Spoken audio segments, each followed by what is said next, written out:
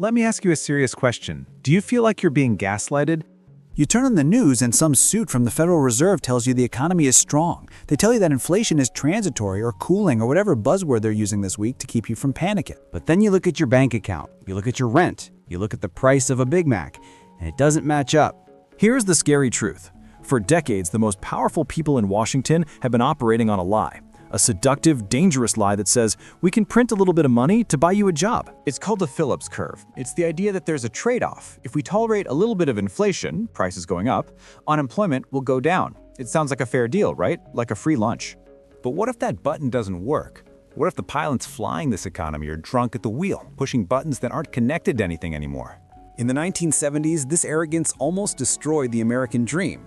We had skyrocketing prices and mass unemployment at the same time. It was called stagflation, and it turned cities into graveyards of industry. His name is Edmund Phelps. He won the Nobel Prize in 2006 for basically telling the government, you are not gods. And if we don't listen to what he found out 50 years ago, we are about to walk right off a cliff. Again. All right, let's get into the mechanics of this scam. To understand why Phelps is such a legend, you have to understand how stupid the smartest guys in the room used to be. Back in the day, economists looked at the world like a machine, a simple vending machine.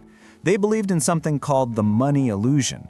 Basically, they thought that if the Fed printing more cash and flooded the streets with it, businesses would see all that extra paper and think, wow, we are rich, let's hire everyone. Workers would see their wages go up by, say, 5%, and they would take jobs they previously refused. They wouldn't notice that the price of bread and gas also went up by 5%. They thought we were, well, dumb.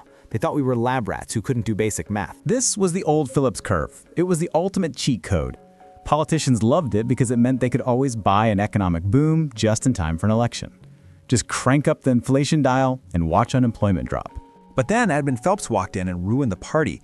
He introduced one simple, devastating concept: expectations. Phelps said, hold on, people aren't robots. They learn. They have memories. Let me explain Phelps's theory with a metaphor, the sugar rush. Imagine the US economy is a hyperactive 6-year-old kid, and the Federal Reserve is the parent. The kid is feeling tired and lazy. Specifically, this refers to high unemployment. The parent wants the kid to run around and be active. So what do? They give the kid a giant chocolate bar. Specifically, this refers to printing money. Boom, it works immediately. The sugar hits the bloodstream. The kid goes crazy, running laps, jumping on the couch. Employment goes up. The economy is booming. The parent looks like a genius. See, I solved the problem. But here is the catch. The sugar wears off. The crash comes. The kid gets cranky and tired again. Now the parent tries the same trick again, another chocolate bar. But this time, the kid's body is used to the sugar. The expectations have adjusted. The kid expects the candy now. It's not a surprised reward, it's the baseline. To get the same burst of energy, you don't need 1 bar, you need 2, then 3, then 4. Eventually, you end up with a disaster scenario. The kid is no longer running around, he's sitting on the couch, lethargic, refusing to move. But now he is also obese, diabetic, and sick. That is high unemployment and high inflation. This is exactly what Phelps proved mathematically. He called it the natural rate of unemployment. He argued that every economy has a baseline level of unemployment that you simply cannot erase by printing money. It's structural. It's about skills, location, and technology. If you try to force unemployment below that natural limit using inflation, you don't get long-term growth. You just get stagflation. You get the diabetes without the energy. Think about how workers behave in the real world. If you know inflation is running at 10% and your boss offers you a 5% raise, you don't say thank you. You quit. You demand 12% just to break even. Workers price in the inflation. The moment the market expects the government to print money, the magic spell is broken. The stimulus becomes useless paper before the ink is even dry. Phelps showed us that you can fool the market once, maybe twice, but eventually the market figures out the game. And when it does, it punishes you strictly. But sadly, in the 1970s, the White House didn't want to hear about science. They wanted votes. And that leads us to one of the biggest political crimes in economic history. Most people know Richard Nixon for Watergate, but I'm here to tell you that breaking into a hotel was arguably the second worst crime he committed. His first crime wasn't against the Democrats. It was against your wallet. The year is 1971. Edmund Phelps has just dropped his bombshell theory about the natural rate of unemployment. He is basically screaming, "Don't try to manipulate the economy for short-term votes." But in the Oval Office, Richard Nixon isn't reading economic journals. He is sweating bullets. The 1972 election is coming up, and Nixon has a traumatic memory. He believes he lost the 1960 election to JFK because the economy was slightly bad. He swore never again. So he sets his sights on one man, Arthur Burns, the chairman of the Federal Reserve. Theoretically, the Fed is supposed to be independent. They aren't supposed to take orders from the president. They are the designated drivers at the party. But we have the tapes, actual audio recordings of Nixon bullying Burns like a mob boss shaking down a shopkeeper. Nixon tells Burns straight up, "I want the economy to boom. I don't care about inflation. I care about jobs. Kick the ass of the economy." He didn't use technical terms. He used brute force. He basically told Burns, if you don't lower interest rates and print money, I will destroy you politically. Arthur Burns was a smart guy. He knew Phelps was right. He knew that pumping money into a stagnant economy would lead to disaster later. But he was weak. He caved. In 1972, the floodgates opened. The Fed slashed rates, money poured into the system. And guess what? It worked exactly like the old Phillips curve said it would. For about 12 months, America felt amazing. Unemployment dropped, wages looked high, everyone was spending. It was a massive artificial sugar high. Nixon won the 1972 election in a historic landslide. He won 49 out of 50 states. It was a total victory. But literally moments after the inauguration, the bill came due. The expectations that Phelps warned about kicked in. The American public realized the money was fake. Inflation didn't just rise, it exploded. We went from 3% to 12% in the blink of an eye. The Arab oil embargo happened shortly after, and because the U.S. economy was already so weak and inflated, we couldn't handle the shock. This era is known as the Great Inflation. It destroyed savings. It wiped out retirees. It took nearly a decade and a painful recession to fix. And all of it happened because politicians ignored Edmund Phelps. They treated the economy like a political toy instead of a complex system. Phelps watched this happen in real time. It was the ultimate vindication of his work. He proved that if you try to exploit the trade-off between inflation and unemployment, the market will punish you by giving you the worst of both worlds. You might be thinking, well, that was the 70s. We learned our lesson, right? We have independent central banks now. Do we? Or did we just get better at hiding the mechanism? Because Phelps had one more terrifying discovery, something called hysteresis. And this is the part that should keep you awake at night in 2025. So the solution seems simple, right? Just stop printing money. Stop the sugar. Let the kid detox. Well, here is the twist. Here is the dark side of Phelps' Nobel Prize-winning discovery that nobody likes to talk about. Standard economics assumes the economy is like a rubber band. You stretch it, recession, and when you let go, it snaps back to its original shape. Perfect, resilient.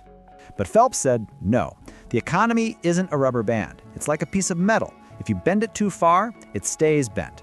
This concept is called hysteresis. It's a term stolen from physics, but in economics it means history matters. The damage you do today doesn't just vanish tomorrow, it leaves a scar. Let's say the Fed screws up like they did in the 70s, or maybe recently, and causes a massive recession to fix inflation. Unemployment spikes. Meet Bob. Bob is a skilled worker. He loses his job. For the first month, he's optimistic. He applies for jobs, but the economy is frozen. 6 months pass. Bob is still unemployed. Now something tragic happens. Bob's skills start to rot. He loses his network. He loses his confidence. He stops waking up at 7 a.m. But worse, employers start to treat Bob like he is radioactive.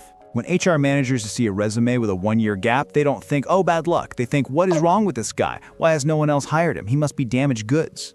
Bob becomes unemployable. He moves from unemployed to outside the labor force. He stops looking. He disappears from the statistics. This raises the natural rate of unemployment permanently. The baseline isn't 4% anymore, now it's 6% or 7%. Because we allowed the wound to fester, the leg has to be amputated. Phelps later applied this to Europe in the 80s and 90s. While America was booming, Europe was stuck with high unemployment. Why? Because they tried to protect workers too much. High welfare, impossible to fire labor laws. It sounds nice, but it created a system where if you fell out, you could never get back in. It was a sclerotic economy, hardening of the arteries. Here's the brutal truth Phelps uncovered. Stability can be dangerous. If you try to wrap the economy in bubble wrap, printing money to stop recessions, protecting jobs that shouldn't exist, you don't get safety. You get a zombie economy. You get a workforce that is permanently scarred, lacking the dynamism to invent the future. And that brings us to the most terrifying part. Look at the US right now. We have help wanted signs everywhere, yet millions of prime-age men are sitting on the couch, not working. The natural rate is shifting under our feet, and the Fed thinks they can fix this with interest rates. Phelps would say, you're looking at the wrong gauge. We aren't facing a money problem, we are facing a structural collapse.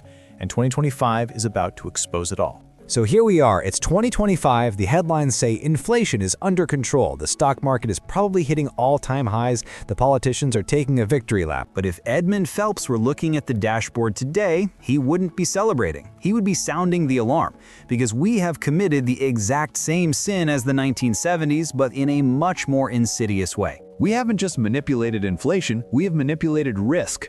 Phelps's later work wasn't just about inflation, it was about mass flourishing. He argued that true wealth comes from grassroots innovation, from ordinary people taking risks, starting businesses, and failing. It comes from dynamism. But look at the American economy today. It's not dynamic, it's calcified. It's a retirement home for giant monopolies. We have created a too-big-to-fail culture. When a giant corporation makes a bad bet, the government bails them out. When the bond market throws a tantrum, the Fed steps in to suit it. This has created an army of zombie companies. Economists estimate that nearly 20% of U.S. companies don't make enough profit to even pay the interest on their debt. In a free market, in Phelps's market, these companies should die. They need to die so that their resources can move to better, newer ideas. But we don't let them die. We keep interest rates manipulated. We keep the sugar flowing just enough to keep them on life support. This is the modern version of the Phillips curve trap. We are trading long-term growth for short-term stability. We are terrified of a recession, so we prevent the creative destruction that actually makes us rich. And the result?